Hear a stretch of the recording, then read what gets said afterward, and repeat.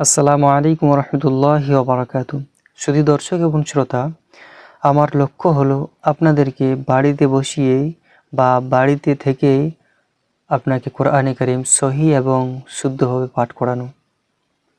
আমরা হয়তো অনেকেই পড়তে পারি, কিন্তু সেটা যে কতটা শুদ্ধ, কতটা সহি সেটা কিন্তু আমরা জানি না। এই জন্য আপনাদের সম্মুখে আমি নিয়ে এসেছি নুরানি কায়দার একটি ফুল কোর্স।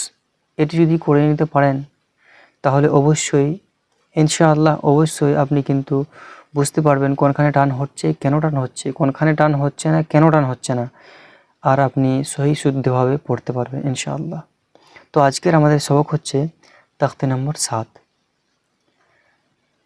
প্রত্যেকটি জিনিসকে আমি আপনাদের সম্মুখে পরিষ্কারভাবে এবং সহজভাবে তুলে ধরেছি যাতে করে আপনাদের বুঝতে কোনো রকম অসুবিধা না হয়।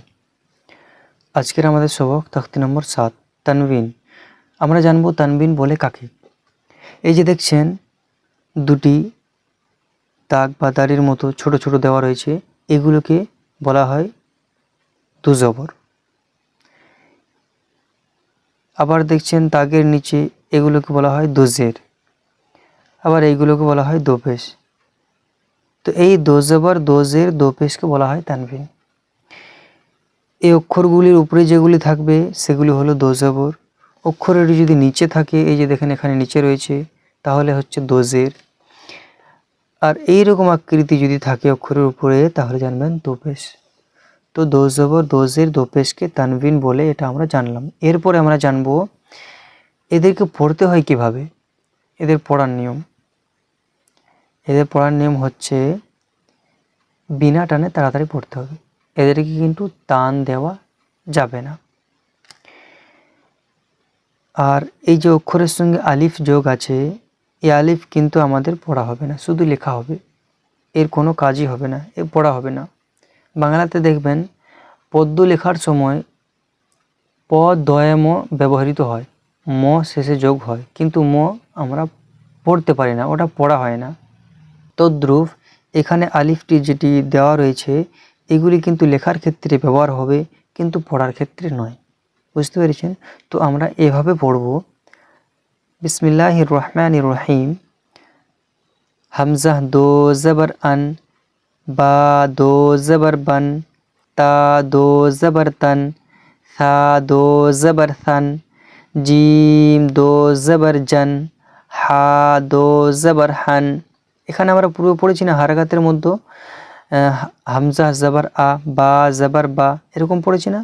তো এখানে শেষে শুধু আমরা নুন যোগ করব, তাহলে দেখবেন প্রত্যেকটি শব্দ কিন্তু আমাদের সঠিকভাবে পড়া হচ্ছে। হামজা দো জবর আন, বুঝতে পেরেছেন? আমরা কেমন পড়েছিলাম পূর্বে হারাকাতে হামজা জবর আ, এখানে শুধু আমরা শেষে নুন যোগ করব। আপনাদের পড়ার সুবিধার্থের জন্য আমি এই জিনিসটা আপনাদেরকে বুঝিয়ে দিচ্ছি যে শেষে নুন যোগ করলেই কিন্তু এটা দেখবেন সঠিক হয়ে যাচ্ছে।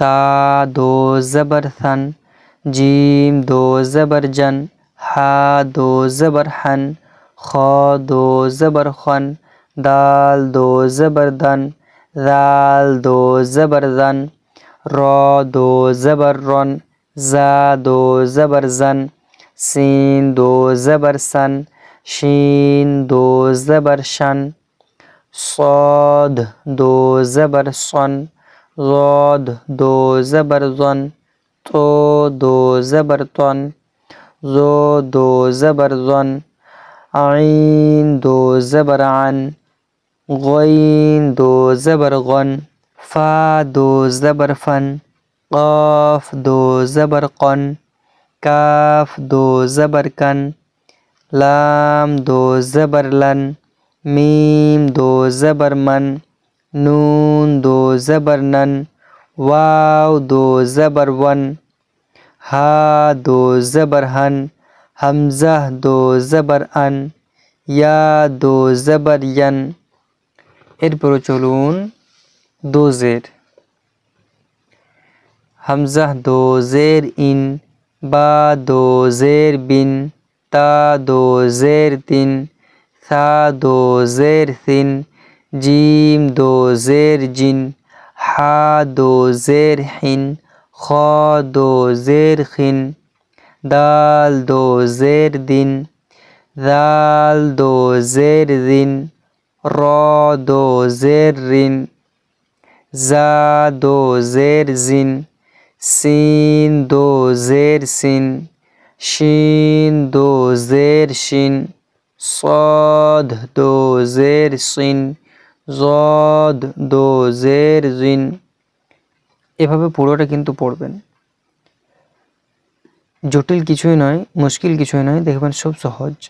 তো দো জের তিন, জো দো জের জিন, আইন দো জের আইন, গইন দো জের গিন, ফা দো জের ফিন, কফ দো জের কিন, কাফ দো জের কিন, লাম দো জের লিন, মিম দো জের মিন, নুন দো জের নিন, ওয়াও দো জের উইন, হা দো জের হিন, হামজা দো জের ইন, ইয়া দো জের ইন, ইয়া দো জের ইন।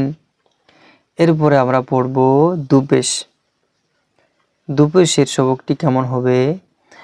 হামজা দো পেশ উন, বা দো পেশ বুন, তা দো পেশ তুন, সা দো পেশ সুন, জিম দো পেশ জুন, হা দো পেশ হুন, খ দো পেশ খুন, দাল দো পেশ দুন, দাল দো পেশ দুন, র দো পেশ রুন, জা দো পেশ জুন, সিন দো পেশ সুন, শিন দো পেশ শুন, صاد দো পেশ শুন, صاد দো পেশ সুন, জদ দো পেশ জুন, তো দো পেশ তুন, জো দো পেশ জুন, আইন দো পেশ উন, গইন দো পেশ গুন,